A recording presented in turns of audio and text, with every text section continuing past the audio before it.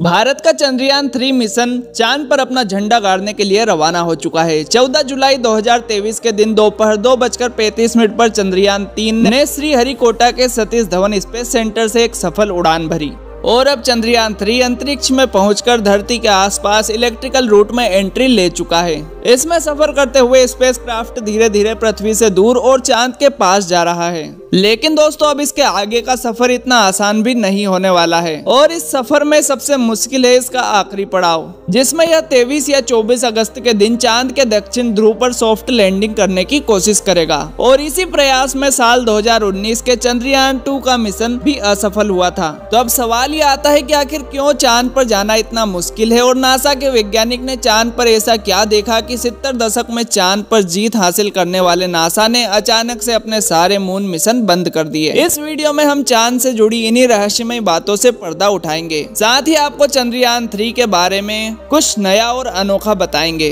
गजब की जानकारी देंगे आपको इस वीडियो में। पर शुरू करने से पहले वीडियो को एक लाइक और चैनल को सब्सक्राइब जरूर करें। दोस्तों पृथ्वी से चांद पूरी तरह गोल दिखाई देता है, लेकिन वास्तव में चांद भी पृथ्वी की तरह अंडाकार ही है। चांद की सतह पर भी हल्का वायुमंडल मौजूद है। यह तो आप सभी जानते होंगे कि साल 2009 में चंद्रयान 1 मिशन ने चांद पर पानी की खोज की थी, लेकिन आपको बता दें कि चांद की सतह पर पानी लिक्विड फॉर्म में मौजूद नहीं है, बल्कि इसके बड़े बड़े और बेहद ही ठंडे सीले बर्फ के फॉर्म में मौजूद है। साथियों चांद से जुड़ी रहस्यमय बात यह भी है कि स्विट्जरलैंड की यूनिवर्सिटी ऑफ बेसल ने अपने एक अध्ययन में यह बात खोज निकाली थी कि चंद्रमा पृथ्वी पर रहने वाले लोगों की नींद पर भी असर डालता है। कहा जाता है कि अमावस्या के दिन काफी अच्छी नींद आती है, वहीं पूर्णिमा पर उन्हें कम नींद आती है। हालांकि विज्ञान ने इस बात को पूरी तरह से एक्सेप्ट नहीं किया है और आज भी कुछ वैज्ञानिक इस बात पर अध्ययन कर रहे हैं। दोस्तों आपको बता दें कि चांद की जमीन काफी उबड़ खाबड़ है और इसमें कई बड़े बड़े गड्ढे मौजूद है, जो इतने बड़े हैं कि पिछले करोड़ों सालों से इन पर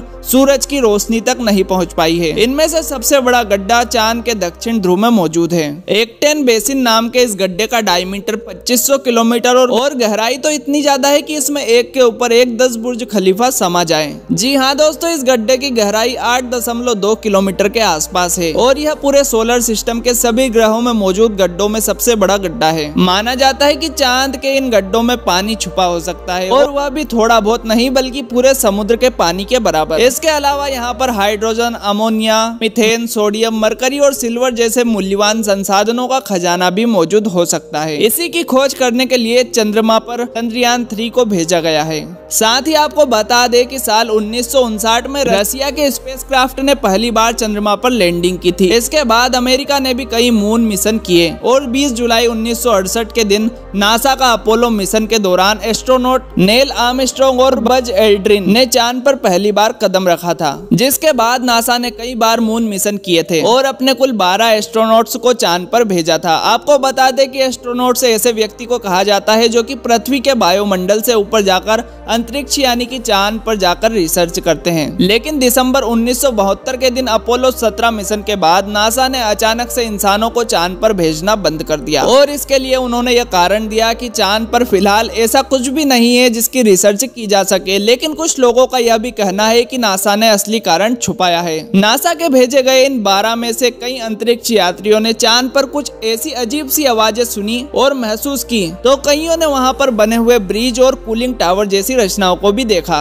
वहीं चांद की खोज में वैज्ञानिकों को एक सैटेलाइट डिश जैसी रचनाएं भी दिखी और वैज्ञानिकों के मुताबिक इसका अपने आप बनना नामुमकिन है। हालांकि नासा ने कभी इस बात पर आधिकारिक बयान नहीं दिया। हाँ, लेकिन नासा के वैज्ञानिकों ने कई बार यह कबूला है कि चांद पर एलियन का बसेरा हो सकता है। खैर चांद पर एलियन हो सकते हैं या नहीं, इसके बारे में अपनी राय कमेंट बॉक्स में जरूर दें।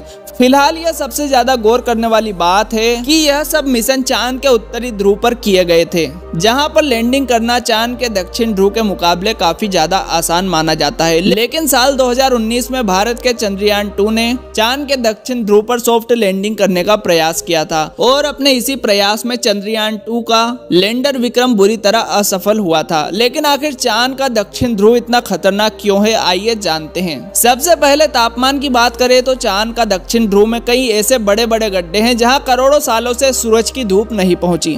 और सूरज की किरणों का ना पहुंचने का सीधा सीधा मतलब है तापमान में गिरावट होना। इसलिए कई बार दक्षिण ध्रुव का तापमान -230 डिग्री सेल्सियस तक पहुंच जाता है। ऐसे में किसी भी इंसान का स्पेसक्राफ्ट से बाहर निकलने की तो छोड़ो, खुद स्पेसक्राफ्ट का इस वातावरण में काम करना मुश्किल है। इतने कम तापमान में स्पेसक्राफ्ट में लगे इंस्ट्रूमेंट अपने आप ही काम करना बंद कर देते हैं। वहीं सूरज की रोशनी ना पड़ने की वजह से चांद के दक्षिणी ध्रुव के कई हिस्सों में काफी ज्यादा अंधेरा रहता है। इसकी वजह से चांद की ओर घूम रहे नासा, इसरो जैसे ऑर्बिटर भी वहां के सरफेस को ठीक से नहीं देख पाते हैं। यानी कि उन हिस्सों में क्या हो सकता है ये किसी को भी नहीं पता। ऐसे में वहां जाना सबसे बड़ी चुनौती है। इसके अलावा चांद के दक्षिणी ध्रुव की जमीन उत्तरी ध्रुव से ज्यादा उबड़ खाबड़ है और यहाँ पर कुछ सेंटीमीटर से लेकर 2500 किलोमीटर तक के बड़े गड्ढे मौजूद है। ऐसे में रिसर्च करने के लिए किसी भी रोवर को वहां चलाना तो नामुमकिन सा हो जाता है और अगर रोवर किसी बड़े गड्ढे में गिर गया तो उसे वहां से निकाल पाना तो भूल ही जाओ, साथ ही मिशन भी फेल हो जाता है। इसी बात को ध्यान में रखते हुए स्पेस रिसर्च सेंटर इसरो ने चंद्रयान 3 के रोवर में अधिक सेंसर और नेविगेशन कैमरास लगाए हैं। अब सवाल यह आता है कि चंद्रयान 2 का विक्रम लैंडर चांद की सतह पर सॉफ्ट लैंडिंग करने में क्यों फेल हुआ था। बता दें कि इसरो के मुताबिक धरती से चांद की दूरी करीब 3,84,400 किलोमीटर है। ऐसे में इतनी दूरी पर लैंडर से स्पेस कम्युनिकेशन बनाए रखना काफी मुश्किल होता है, क्योंकि इतनी दूरी पर रेडियो सिग्नल टूट जाते हैं और एंटीना से बहुत ही ज्यादा बैकग्राउंड नॉइस आता है। साथ ही अपनी कक्षीय गति यानी कि ऑर्बिटल मोशन की वजह से चांद लगातार अपनी पोजीशन बदलता रहता है। ऐसे में तय की गई लैंडिंग साइट तक पहुंचने के लिए लैंडर को भी सही मोशन पकड़े रहना पड़ता है। इसके अलावा चांद से पृथ्वी पर कम ग्रेविटी है, साथ ही बहुत ही पतला वातावरण है। साथ ही चांद के दक्षिणी ध्रुव में काफी बड़े बड़े गड्ढे और पत्थर होने के साथ साथ धूल मिट्टी भी उड़ती है और यह सभी कारण किसी भी लैंडर को लैंड करना काफी मुश्किल भरा काम होता है। आपको बता दें कि पिछली बार चंद्रमा की सतह से महज 2.1 किलोमीटर पर चंद्रयान 2 के लैंडर से इसरो का संपर्क टूट गया था और इन्हीं में से किसी एक कारण की वजह से चंद्रयान 2 का मिशन फेल हो गया था। लेकिन पिछली बार आई मुसीबतों से सीखकर इसरो ने इस बार चंद्रयान 3 के लैंडर को पहले से ज्यादा एडवांस और पावरफुल बनाया है। जैसे कि चंद्रयान 2 के लैंडर में 5 थ्रस्टर्स थे, लेकिन चारों तरफ सही संतुलन बनाए रखने के लिए चंद्रयान 3 के लैंडर में बड़े और एडवांस 4 थ्रस्टर्स लगाए गए हैं। इसके अलावा इस बार के विक्रम लैंडर में लेग्स को बड़ा और मजबूत बनाया है, साथ ही इसकी फ्यूल स्टोरेज कैपेसिटी को भी बढ़ाया गया है। वहीं इसमें लगे कम्युनिकेशन डिवाइस में भी एडवांस तकनीक का इस्तेमाल कर रहे हैं, जिससे इस बार लैंडिंग करते समय इसरो का संपर्क ना टूटे। और सबसे जरूरी बात तो यह है कि इसके सॉफ्ट लैंडिंग सीक्वेंस को भी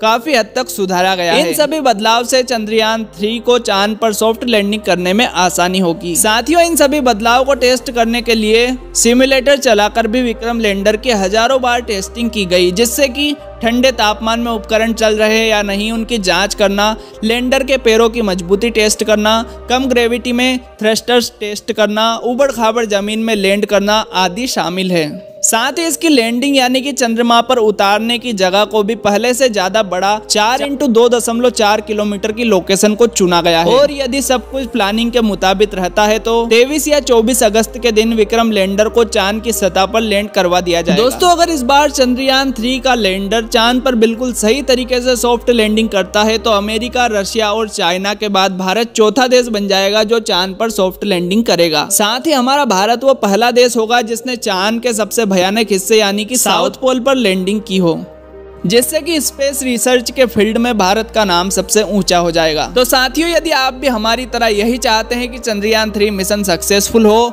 और भारतीय रिसर्च एजेंसी इसरो को अपार सफलता प्राप्त हो, तो कमेंट बॉक्स में एक बार जय हिंद जय भारत जरूर लिखें। साथ ही यदि आपने अभी तक हमारे चैनल को सब्सक्राइब नहीं किया तो चैनल को सब्सक्राइब करें और अगर जानकारी पसंद आई हो तो वीडियो को एक लाइक कर शेयर करना ना भूलें। धन्यवाद।